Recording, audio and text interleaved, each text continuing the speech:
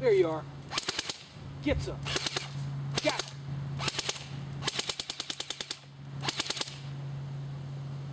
Hello again. This is Akoto Derek from Screaming Eagle Airsoft. This is going to be our re-review of the Thompson M1A1. Alright, this is the box. You can see it's a fairly beautiful box. It's official cyber gun license from Thompson. It claims to fire 466 FPS. Okay, 466 FPS. I'm not sure if that's true. We're gonna, I don't think it is. I think it's actually a little lower than that. So when you open it up, okay, now this right here says 360 with 20s. That I found to be pretty close to being true.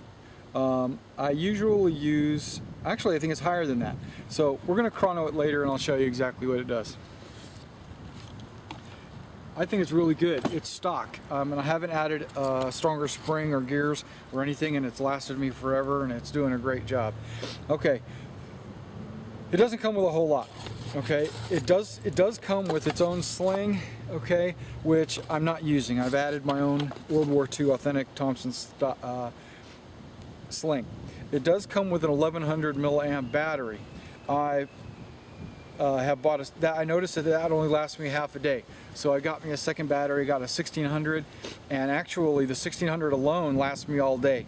This 1100 is usually just a backup nowadays. It comes with its own charger. I'm now using a smart charger, maintaining my battery life. It does come with a high cap magazine, as you can see right here. Ammo pouch. Look, there's one already in there.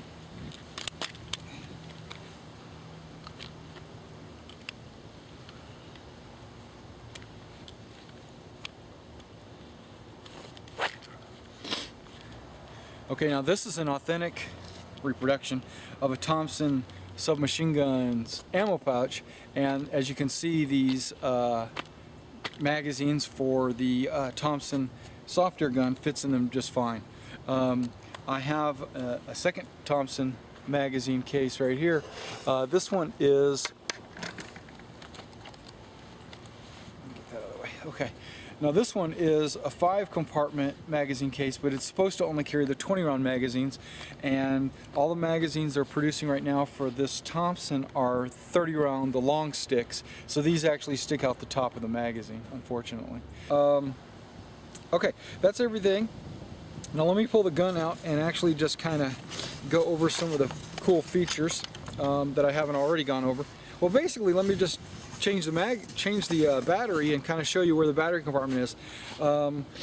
It's in the buttstock, and it has a butt plate right here that has a trap door. You open the trap door, put your finger in, or don't, no, put your finger in, you pull it out,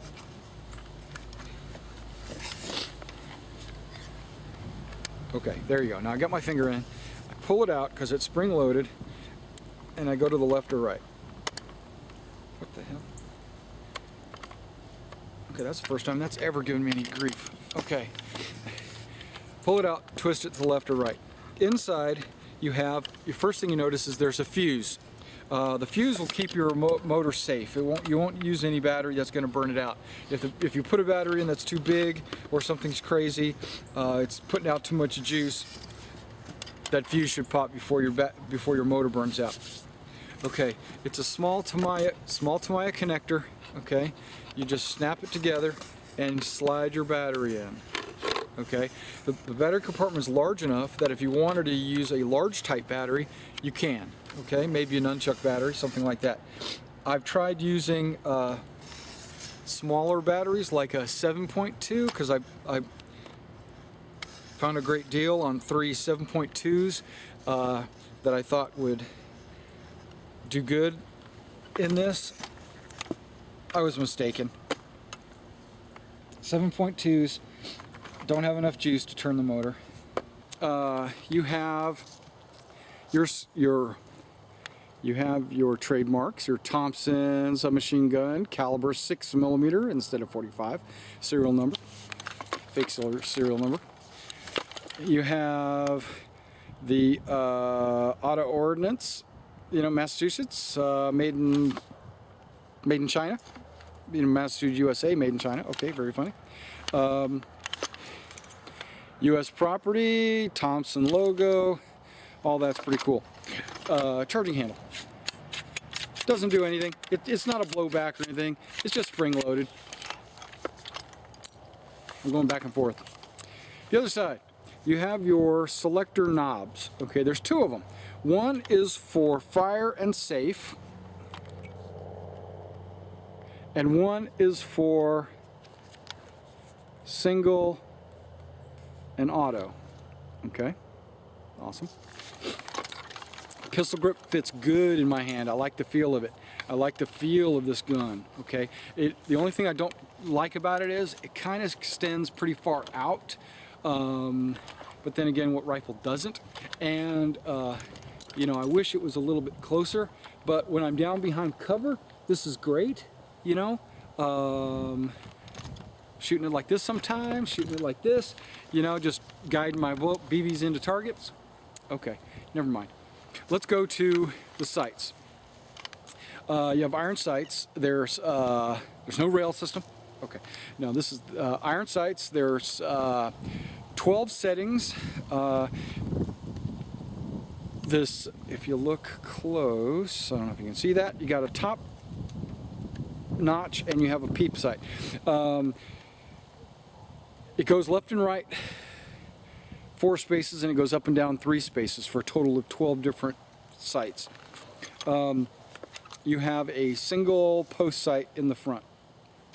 Yes, I covered this up with some black magic marker, and I regret that. I wish I hadn't. This black magic marker kind of looks tacky in my opinion, so I wish I had not done that. When I tried taking this cap off, I've seen in other reviews where there's like a 2-piece where you can take the top and the bottom piece off. You just cut it or whatever. I've tried that. This piece, yes, I do see a plastic mold seam, but it doesn't look like it comes apart. And if it does, whoever put this together glued it together excellent, because I am not taking this piece off. Okay, the only thing that kind of rattles or wobbles on this gun for me is my barrel. Okay, I had a comment on one of my YouTube videos about someone that had a Thompson, and he said the very same thing, that his barrel is loose. What he did was, there's a couple of screws right here. What he did was he just tightened them up, and his barrel was fixed. Okay, sling mounts, sturdy metal sling mounts. Magazine. Okay, the magazine release catch is right here. You lift up on this. Okay, that releases the magazine. Okay, when you're fighting, right? My thumb can't get to that spot to lift that up. So what I have to do is I have to flick this over my shoulder, to the outside of my shoulder. That gives me a little leverage to push that up, because once I push that up, the magazine comes out. Okay, these King Arm magazines are like really tight. Okay, weak spot. This is the weak spot on the gun right here. As you can see the weapon, well built from here, but this spot right here is the only spot that might be dented or bent. Okay. There are kits out there that you can get. I do not have them available at Screaming Eagle Airsoft. I've seen them on like English websites where you can get a metal kit that will go on top of this right here, and it will reinforce this area so it doesn't break. I've had this gun a year. It doesn't break.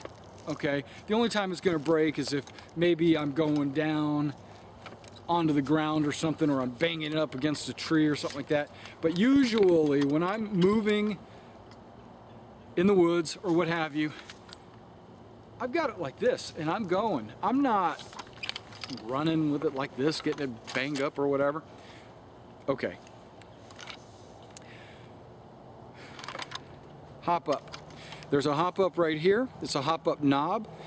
You just adjust that. You can adjust that without having to open up the bolt or doing any screwing. You can just adjust the hop up right here. Okay. All right, let's chrono this thing and let's shoot it. This is my most favorite weapon of all my weapons. But then again, look at my attire. Okay, so let's chrono it and let's shoot it. Now let's shoot it at some targets first, since I've got some targets set up, and then we'll chrono it at the end.